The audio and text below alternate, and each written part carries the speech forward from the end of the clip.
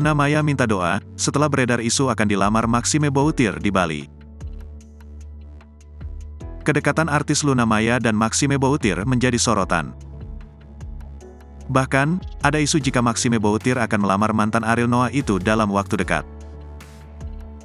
Hal ini mencuat setelah Luna Maya dan Maxime Boutir tak segan untuk saling mensupport satu sama lain.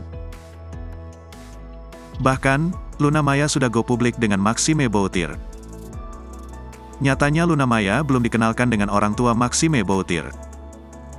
Luna Maya mengaku bahwa dirinya hingga saat ini belum dikenalkan ke orang tua Maxime Boutir. Luna Maya kini hanya bisa meminta doa untuk hubungannya dengan Maxime Boutir.